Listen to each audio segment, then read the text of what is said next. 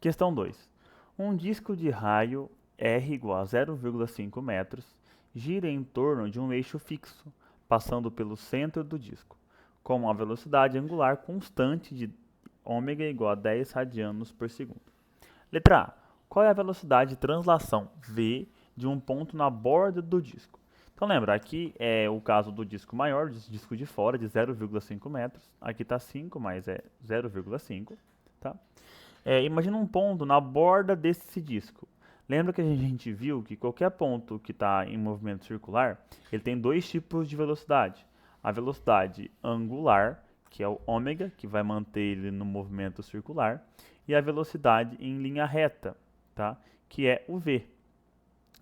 Esse v, se eu tirar a velocidade angular, esse ponto que está na borda do disco, ele escapa em linha reta. Qual que é a equação que relaciona os dois tipos de velocidade? Essa daí também está lá no comecinho da página 2 da apostila de vocês, que fala que velocidade angular é igual à velocidade de translação, que é o v, sobre r, que é o raio. Como eu quero descobrir o v, eu vou isolar ele aqui. Vou passar esse r que está dividindo, vou passar ele multiplicando do outro lado. Então vai ficar r vezes ômega é igual ao v.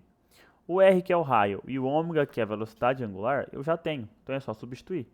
O r deu 0,5, então vai ser 0,5 vezes a velocidade angular, que ele também deu 10 radianos por segundo. Então vezes 10. 0,5 vezes 10 dá 5.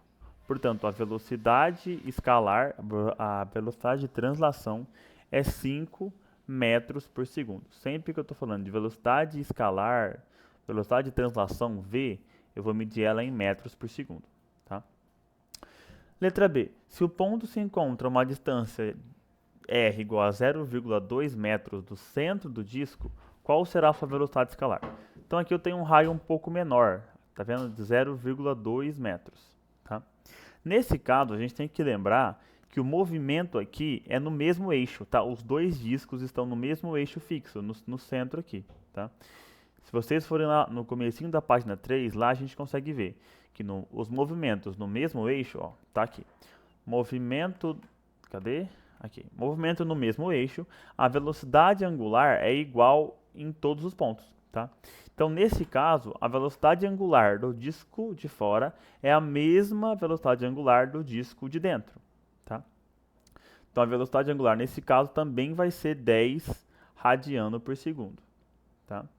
O raio dele que é diferente só. O raio dele é de 0,2 metros. Tá? Para eu descobrir o V, então, o que eu vou fazer? Uso a mesma formulinha. Ômega é igual a V sobre R. Como eu quero achar o V? Passo o R multiplicando, portanto, V é igual a ômega vezes R. Já tenho os dois. Ômega vale 10, o R vale 0,2. 0,2 vezes 10 dá 2. Portanto, a velocidade de translação aqui é 2 metros por segundo. Tá? Então vamos entender o que esses números significam. Tá?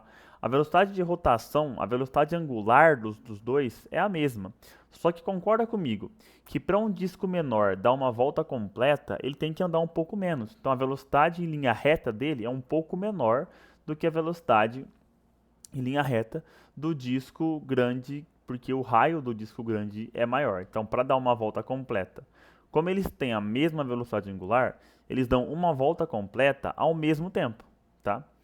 Então, para dar uma volta completa ao mesmo tempo, o disco maior tem que um ponto na borda do disco maior tem que andar mais rápido do que um ponto na borda do disco menor.